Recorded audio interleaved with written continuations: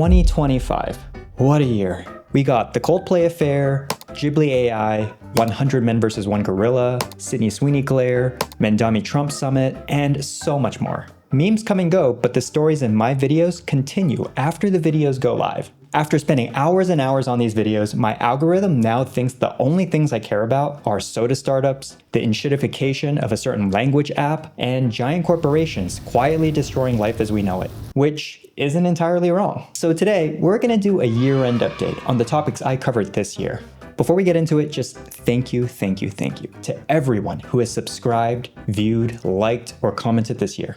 All right, let's get into it. We are watching the live downfall of Duolingo. You're about to see the downfall of Duolingo in real time. You're watching the live downfall of Duolingo. Everyone's calling for the mass unfollowing of Duolingo. Duolingo used to be one of the most trivially polarizing companies in Silicon Valley. I didn't expect the Duolingo video to blow up like it did, but it clearly struck a nerve. And my overall takeaway from the 5,000 comments is 3 things. First is that the quality of the Duolingo service has only declined in the last year. A lot of you reminisced about the good old days. Many of you mentioned how valuable the forums were and how Duolingo was actually a community rather than a leaderboard. One thing I didn't cover was the energy system, which diluted the free tier, making it even tougher for Duolingo to make language learning accessible to all. Second is that Duolingo CEO, Luis von Ahn, became cannon fodder for AI taking over jobs. While other companies like Salesforce and Amazon slashed thousands of jobs in favor of AI this year, Duolingo didn't actually do their full-time staff that dirty. But Luis got a lot of flack for his choice of words and is still doing damage control. I think I failed to give context. The goal here is not to outsource to AI. The goal is to use AI to be a lot more efficient. And third, Duolingo has taught a lot of y'all the weirdest phrases. Like, so many. I love these comments the most because they really reinforce how impractical the app is. Duolingo stock was sitting at all-time highs when I posted that video, and the company has lost more than half its value since. Their latest earnings report said that while they beat revenue expectations in Q3, subscriber growth is slowing.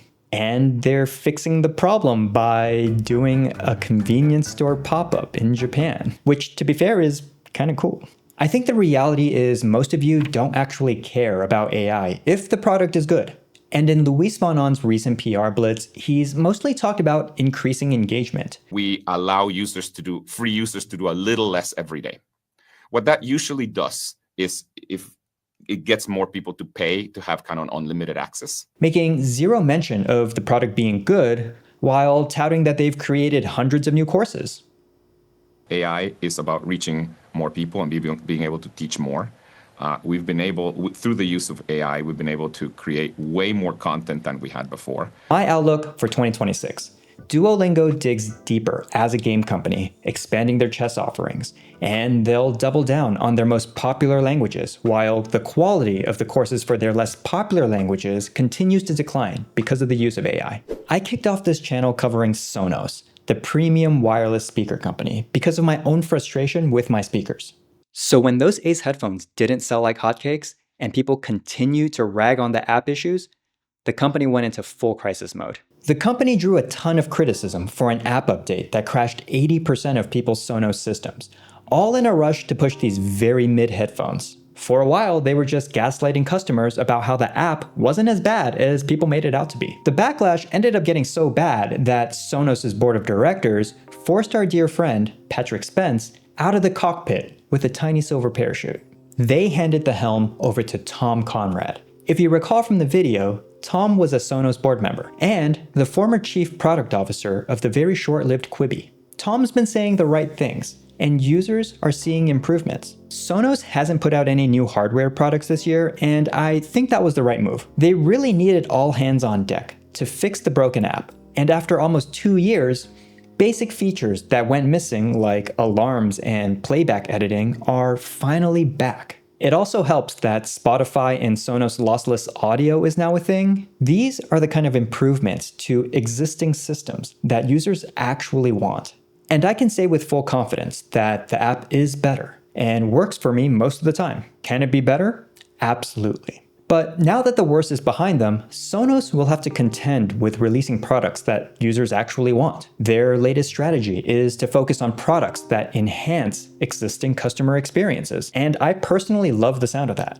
My bet for 2026, Sonos puts out complementary products that pair well with existing ecosystems, but probably not a must-buy for everyone. I'm actually bullish on Sonos, and I hope they succeed. After the Super Bowl last year, I talked about how the internet gave Poppi hell for handing already rich influencers full-sized, very ostentatious vending machines, while us poors klarna our groceries and burritos. Who knew that these vending machines that influencers are getting would cause so much drama? Poppi is getting called out big time. You guys, this Poppi vending machine debacle is really one for the books. Can I just be a hater real quick? Poppi's getting called out for being stupid and out of touch and having all these influencers. Huge fridges that are so environmental. Just a few months later, Poppi was purchased by PepsiCo and released a few new flavors, all of which are low C tier. This year, they leaned deeper into Poppi being a hot girl drink, instead of focusing on the general pours, which makes sense considering that a can costs $3 to $4 each. Hot girls get Poppi, and gamer boys get Prime, a match made in heaven. I think this is the right strategy for them, and as long as they stick to their niche within the Pepsi portfolio, I think they'll probably do well. Poppi also got a new ad agency, and they're planning another Super Bowl ad. So we'll soon see what's in store. Beyond that, the founders, Allison and Stephen Ellsworth, are probably sipping Poppies in Tahiti with their newly earned Pepsi money.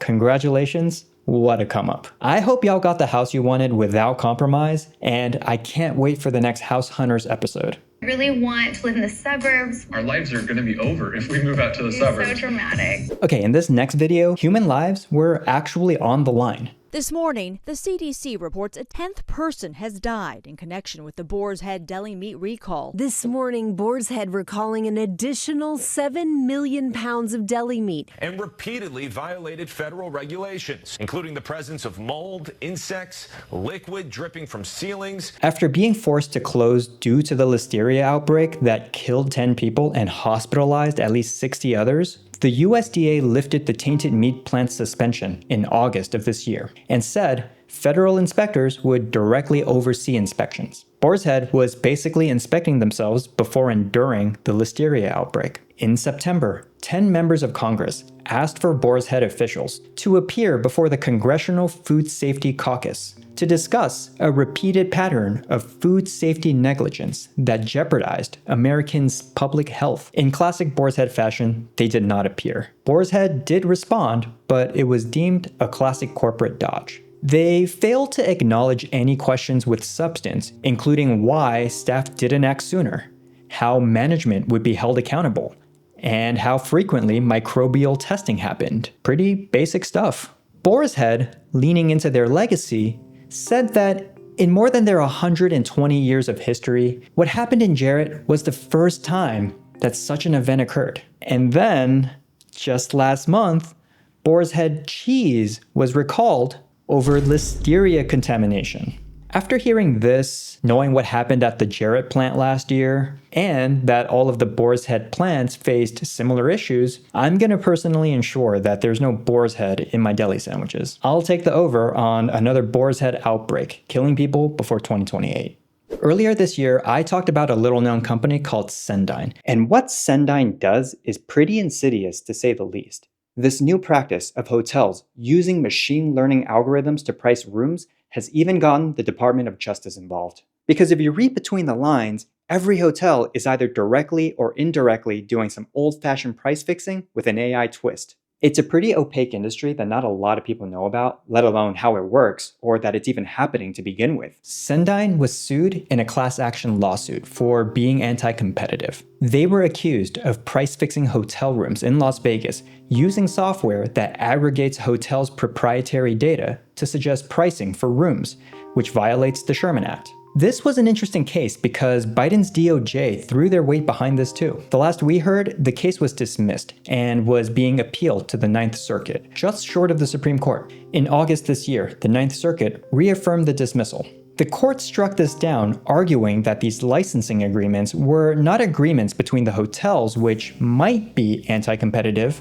The agreements were with Cendyn, and Cendyn didn't force the hotels to accept the prices. So let me break that down. The Sherman Act was designed to keep companies from colluding with each other to artificially raise prices on anything and everything. Cendyn uses a machine learning tool that combines and processes proprietary data from hotels, like occupancy rate and cancellations, to suggest the highest price possible to you, the consumer. The higher court is affirming that feeding all of this proprietary data, which the public and other hotels can't see, into Cendyn's tool is perfectly legal. And that might be the end of the story. But we now know more about the many algorithms that control prices in the exact same way. From the potato algorithm jacking up prices on your McDonald's French fries, to RealPage jacking up rent prices across the US. RealPage, which sells similar software to corporate landlords, recently settled a similar antitrust lawsuit with Trump's DOJ. So this means that dynamic and variable pricing for anything is on the table. Have you seen these digital price tags at the store lately? They're not there because they're cheaper than printing paper.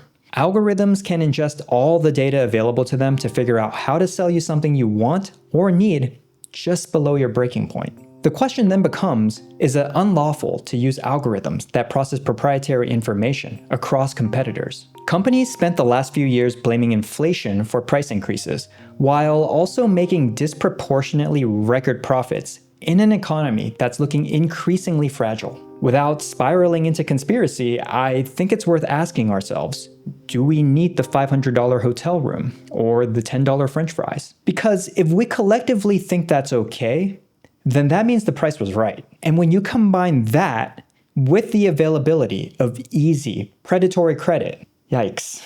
Speaking of, a few months ago, I claimed that the buy now, pay later bubble was going to burst. A wise investor never pays for their burrito now.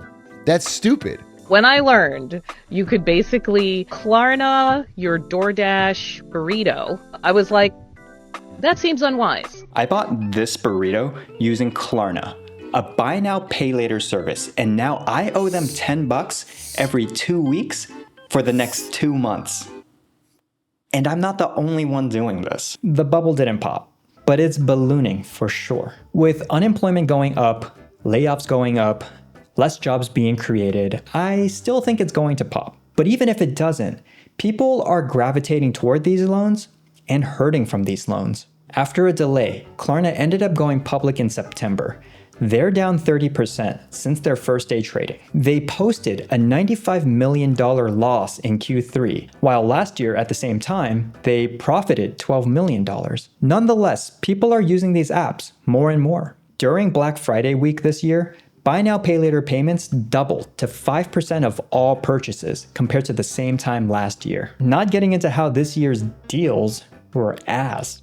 And the thing that makes me think that the bubble will pop is that most of the growth for these companies comes from repeat customers. To me, that just means you've got people by the balls trying to keep up with payments. I guess we'll see. That's it for this one. Thank you for tuning in this year. A lot more to come. If you're new here, check out this video that YouTube thinks you'll love.